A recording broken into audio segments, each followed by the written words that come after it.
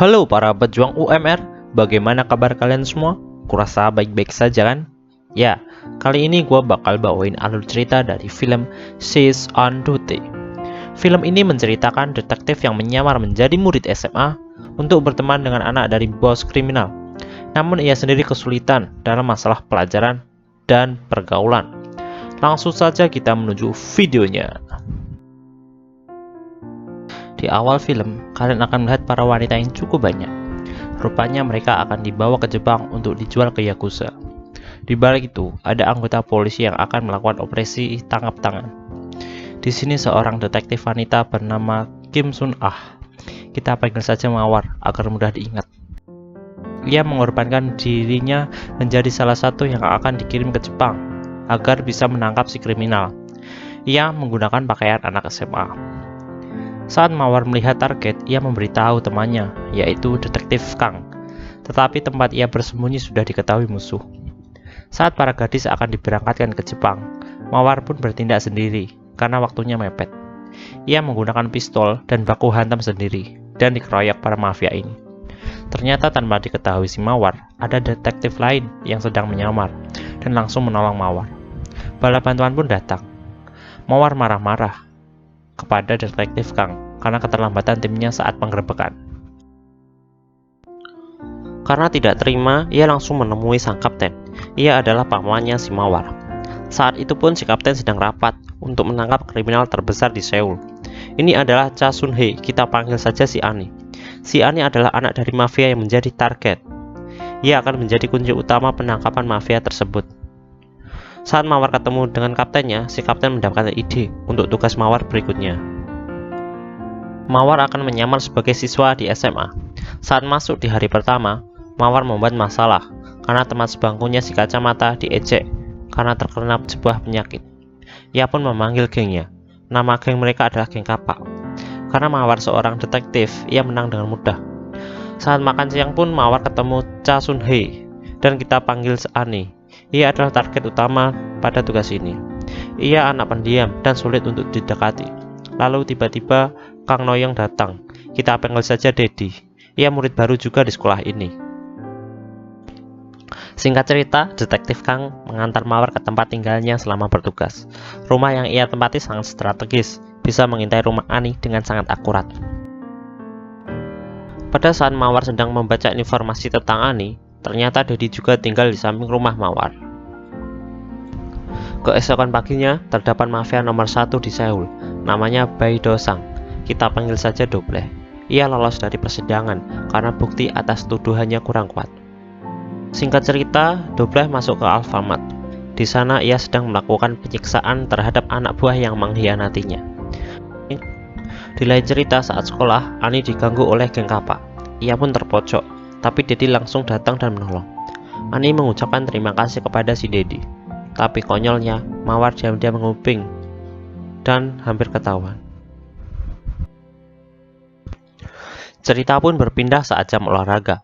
Saat Ani cuci muka di toilet, ayahnya yang jadi buronan datang menemuinya. Kita panggil saja si John. Di lain lokasi, saat Mawar ganti baju, tiba-tiba geng Kapak datang dengan tambahan para pria. Dan ia dapat tantangan baku hantam. Saat Ani berbicara dengan ayahnya, yaitu John, di luar ada wanita yang kebelet berak. Saat yang bersamaan Mawar datang dan langsung mendobrak. Ia bermaksud akan menangkap John. Saat akan mendobrak, ternyata Ani membuka pintu. Secara tak sengaja mereka beradu mulut. Mawar langsung mencari si John. Ia langsung meninggalkan area sekolah. Saat pengejaran, Mawar ketemu geng Kapak tadi dan juga menabrak guru olahraganya. Hingga Mawar juga meninggalkan sekolah demi mengejar John. Di lain lokasi, kaptennya yang mengintai sekolah mengetahui keberadaan John dan langsung menuju lokasi. Mawar dengan sekuat tenaga mengikuti John, tapi tidak bisa. Lalu tiba-tiba mobil kapten datang dan menjemput Mawar. Saat mengobrol, kapten punya rencana agar Mawar dan Ani bisa lebih akrab dengan cara klasik, yaitu mengirim beberapa preman bayaran dan menyerang Ani. Lalu Mawar datang menyelamatkannya, agar si Mawar dapat kepercayaan diri dari Ani. Lalu mereka sampai di sekolah lagi. Mawar pun kena marah sama guru olahraga yang tadi ia tabrak saat pengejaran. Sang guru pun ingin ketemu dengan pamannya. Saat pulang sekolah, Mawar mengikuti Ani. Entah kenapa si kacamata selalu menempel pada Mawar. Tiba-tiba geng kapak datang menghadangnya, dan baku hantam pun terjadi. Saat sudah selesai, ia langsung lari mengejar Ani. Saat itu juga Ani diserang preman, yang dimana preman itu suruhan dari kaptennya. Saat penyerangan, Dedi datang dan menolong Ani. Baku hantam pun terjadi. Ternyata Dedi ahli dalam bela diri. Tapi Mawar hanya melihat dan sembunyi, karena ia telah datang. Lalu saat Dedi mengantar Ani pulang, Mawar datang dari belakang, dan mencoba untuk akrab kepada Ani. Tapi ternyata tidak. Sikap Ani masih cuek terhadap Mawar. Saat malam hari, ia berjibakan pada Dedi. Rasanya anjing banget. Dading mengoleh, rasanya anjing banget. Dan ternyata itu hanyalah mimpi. Dan hari sudah pagi, dan ia hampir terlambat untuk masuk ke sekolah. Saat kelas dimulai, ternyata Mawar mengenali detektif lain. Ia menyamar sebagai guru. Kita panggil saja dia Rocky. Saat jam istirahat, Mawar menemui kaptennya. Ia memberitahu bahwa gurunya ingin bertemu dengan pamannya karena masalah kemarin. Singkat cerita, pamannya Mawar menemui gurunya di sekolah. Ia diberitahu bahwa Mawar suka bergelut dan menghancurkan biji peler seseorang. Di lain lokasi, Doble sedang melakukan penyiksaan terhadap seseorang. Ia pun dapat informasi bahwa John mempunyai anak, yaitu Ani. Sekarang Ani juga diincar oleh anak buah Doble. Anak buahnya juga sudah mengirim pria ke sekolahnya untuk jadi mata-mata. Saat malam hari, Mawar dan detektif Kang sedang minum amer. Saat itu juga gurunya melihat mereka berdua, dan ia salah sangka terhadap Mawar. Saat di mobil, pamannya memarahi Mawar, yang diberitahu gurunya bahwa perilaku Mawar yang sangat buruk. Saat itu juga si kacamata melihat mereka berdua, dan mengintip mereka. Kapten juga memberikan gaji ke Mawar, tapi si kacamata salah sangka terhadap Mawar. Mungkin dikira ia sedang open BO. Saat di sekolah, ia dijauhi oleh teman sekolahnya karena rumor ia open BO tadi malam. Lalu Ani datang menemuinya dan mereka berteman. Keakraban mereka semakin lengket. Keesokan paginya diadakan ujian, tapi Mawar diberi contekan dari kaptennya. Ia menyewa orang untuk mengerjakan soalnya. Mawar menggunakan headset untuk menerima jawaban. Tapi sang guru mengetahui bahwa Mawar bertindak curang, dan ia dibawa ke ruang guru. Lalu sang kapten mendengar kalau Mawar dalam masalah. Ia langsung menuju ke ruang guru dan memberitahu soal identitas asli mereka berdua. Pada saat Mawar di rumah, Ani datang menemuinya dan membawa amer. Mereka pun minum dan curhat tentang ayahnya. Keesokan paginya, John berada di bandara. Ia diikuti Mawar, kapten, dan timnya. Tiba-tiba John dikejar orang yang tidak dikenal. Kapten dan Mawar pun juga ikut mengejarnya, hingga pengejaran sampai di tempat parkiran mobil. John yang sembunyi-sembunyi diketahui anak buah Doble. Saat yang bersamaan, timnya Mawar juga mengetahui keberadaan John. Saat John sudah terjepit, tiba-tiba datang pria bermotor yang menolong John. Saat akan melarikan diri, pria bermotor ditembak oleh Kari.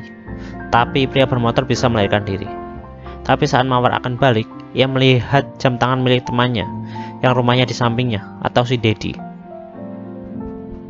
Saat pulang, Mawar menanyai Dedi perihal jam tangannya.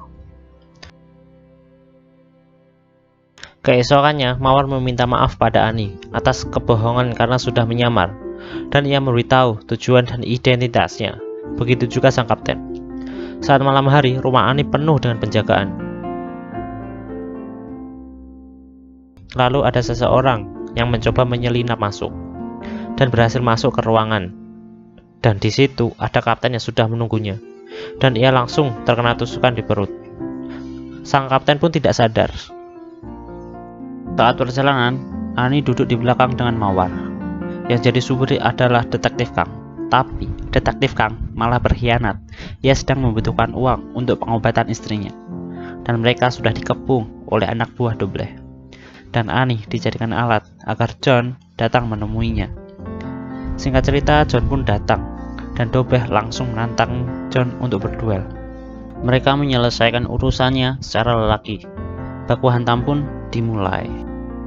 Di lokasi lain, ternyata Mawar masih di lokasi mobil, dan tiba-tiba Dedi datang dan mereka berdua menyusul ke tempat Doble.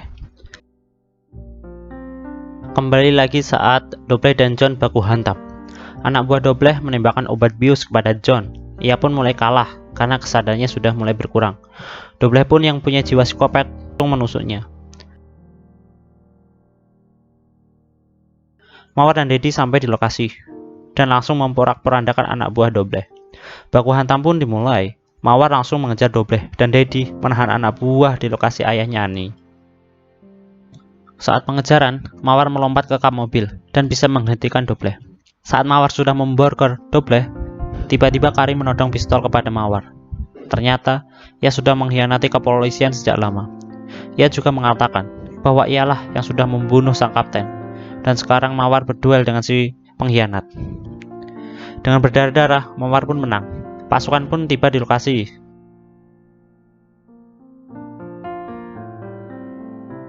Detektif kami yang berkhianat juga langsung diringkus polisi. Mawar sangat marah padanya. Mawar mendapatkan kabar bahwa kapten sudah sadar lagi. Saat para medis datang, Dedi yang bisa selamat, ia malah kabur. Film pun berakhir.